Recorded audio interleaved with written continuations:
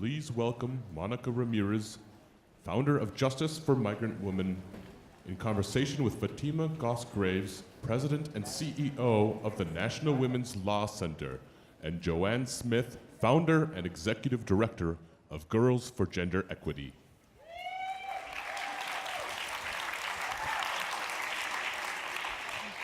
Good afternoon. Good afternoon. It is my pleasure to be here with all of you this afternoon with my sisters. We are going to have a really rich conversation about time's up on gender-based violence. So a year ago almost, the world was changed. On October 15th of 2017, Alyssa Milano sent a tweet, and she encouraged people to reply to her tweet with their own stories of sexual harassment and sexual assault. Within 24 hours of sending that tweet, 500,000 people replied, 1.7 million people responded with their own tweet, and 12 million people engaged on Facebook with stories of sexual harassment and sexual assault. 85 countries would engage in the conversation, and this conversation would trend in 2017. And since that breakthrough moment, things have not changed, and a very clear message has been sent that the way things were will never be that way again. And I'm really honored to be here in a conversation with Joanne Smith, the founder and president of Girls for Gender Equity, and with Fatima Graves, the president and CEO of National Women's Law Center. As I said, they're my sisters in this work, and we have, all three of us, been working on the issue of gender-based violence for a very long time. I'm the co-founder of Alianza Nacional de Campesinas and Justice for Migrant Women. And I'd love to hear from both of you, sort of looking back now, almost a year ago, sort of where have we been and where are we going? So Joanne, please share with us a little bit more about Girls for Gender Equity and how you found yourself in the center of that breakthrough moment. Sure. So Girls for Gender Equity is a 16-year-old organization in Brooklyn, New York. And our organization is really founded on the premise of developing the optimal development of young people, cis, trans, and gender nonconforming young people, to end gender-based violence, to end interpersonal violence, but also institutional violence. And that work really, unfortunately, came up very early in our founding, because an 8-year-old girl on her way to school at 8 a.m. in the morning was raped. And she walked to school without anyone seeing her. So she was hyper visible to a rapist who saw her as prey, and invisible to society in her community.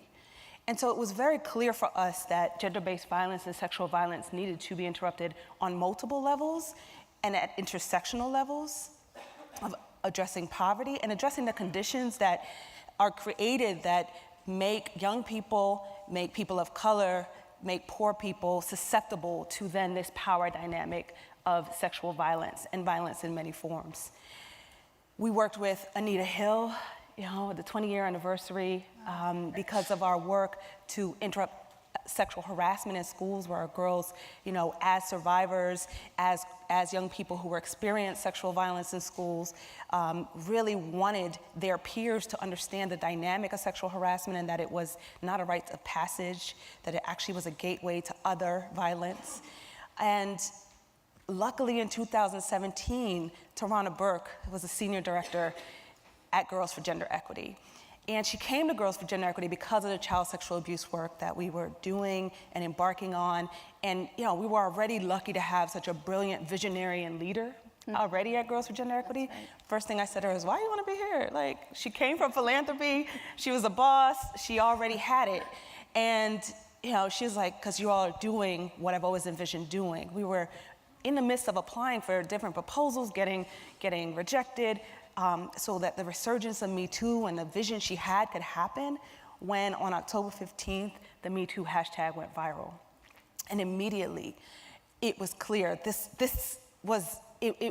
feeling was visceral, first of all, with the understanding that we all could relate to Me Too, but then also that this was the breakthrough moment of this work to interrupt sexual violence. in its many forms, and that we had this moment in time to then drive and move the work forward under her leadership. Thank you. So let's give a round of applause to Joanne for her work. And we'll give a shout out to Tarana Burke for her work and her vision. And so, then enters Alianza, the organization that I helped co-found, because after everything broke with Me Too, which happened because women in the entertainment industry were disclosing the sexual violence against them, Alianza made the decision to write a public letter to the women in entertainment, because migrant farm worker women, the women who pick, pack, and plant the food that we eat, experience sexual violence at work in very high rates. And we knew that sexual violence that women were experiencing and the act of speaking out was going to result in retaliation. That's right. That there probably were going to be actions taken to try to silence those women. And so the women who I work alongside made the decision to send a message that we stand with the women in the entertainment industry and anyone who's experiencing this kind of violence. And so we wrote this letter that was published in Time magazine. It's now referred to as the Dear Sisters letter. That letter went viral, and that letter's been credited with with sparking what is now known as the Time's Up movement. So we have Me Too, we have Time's Up, which is now focused on fighting for safety and fairness in the workplace. And when Time's Up was announced at the beginning of the year, there was another thing that was announced, which was extremely important and is really making a big impact here in the United States, which is the Time's Up Legal Defense Fund. And so Fatima, please talk to us about National Women's Law Center, all the work that you're doing, and educate everyone about Time's Up Legal Defense Fund. Sure. Well, so the National Women's Law Center has been around for over 45 years and working to improve the lives of women and girls.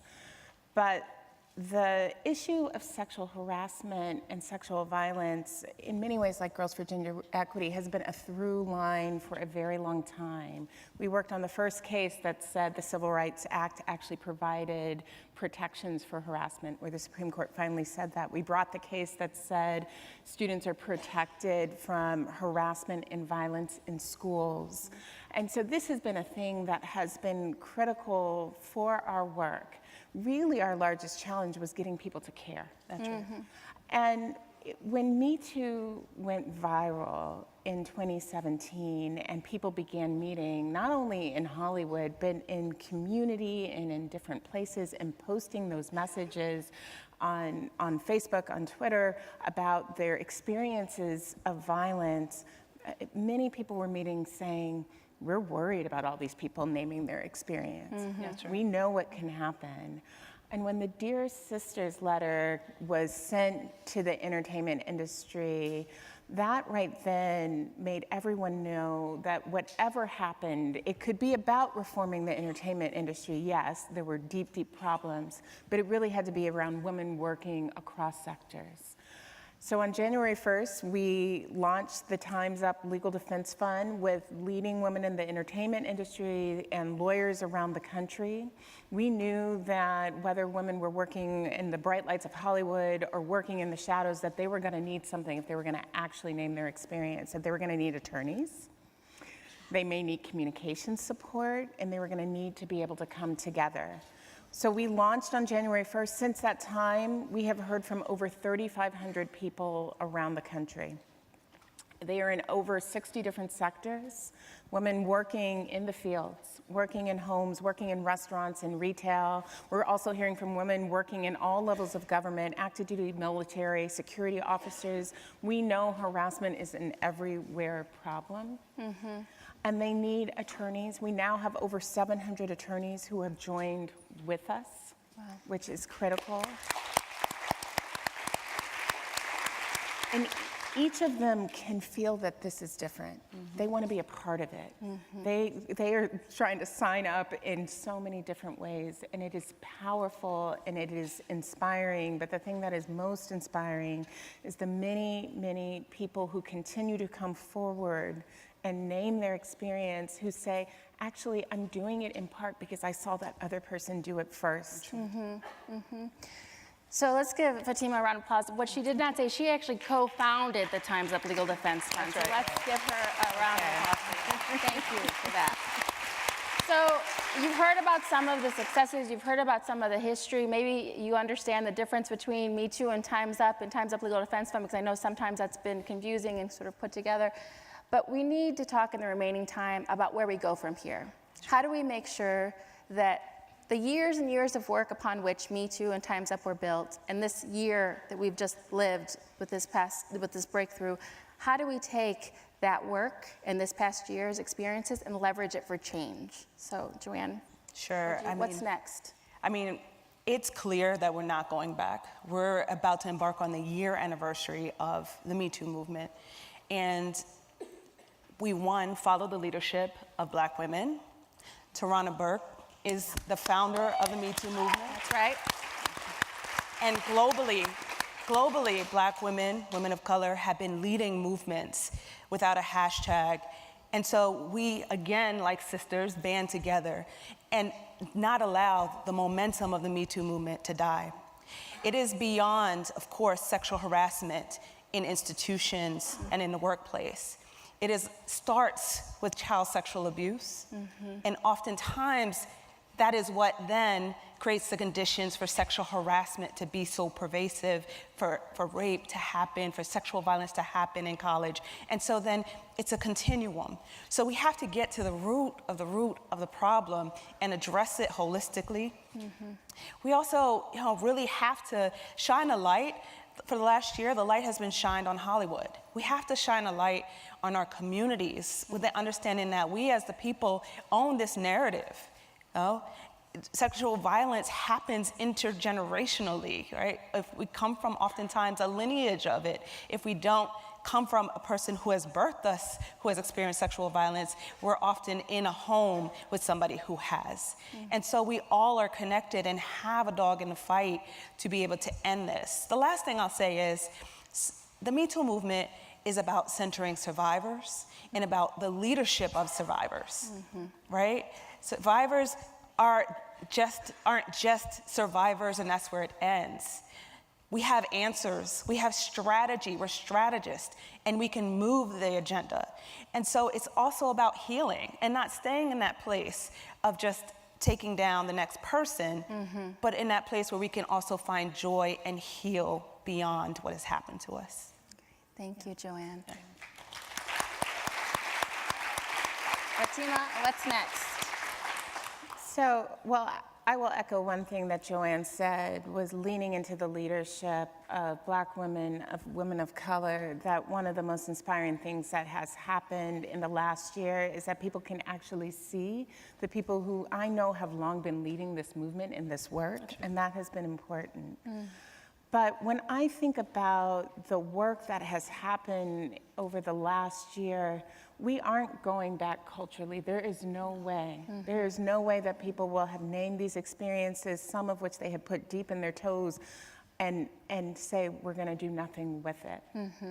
I am deeply, deeply focused, however, on making sure the many institutions that do not want to change understand that they must.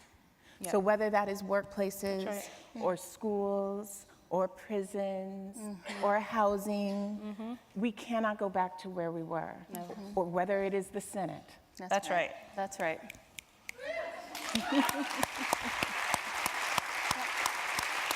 right. And I have to say, from my perspective, I think that one of the other things that has come through very clearly is that for many, many years, there was not the investment in women of color's leadership and women of color's work around this particular issue. And I think that we have to keep sending the message that there must be investment in women of color's leadership and women of color-led movements and on this issue of sexual violence, because without the resources to do the work, we can't do the work at scale. And I think that's been very clear. The other thing I would have to say is that we have seen low-paid women workers to high-paid women workers really link arms in a way that we've never seen before, and there's been power building. So I think for me, one of the personal lessons about this year is the ability to build power across communities when we come together as we have. And so in my final seconds, I'll say to you, as Joanne said, we all have a dog in this fight, and we need to link arms, we need to commit to change, and we need to commit to building power together, because we all deserve to live and work with safety, security, and dignity. Thank you.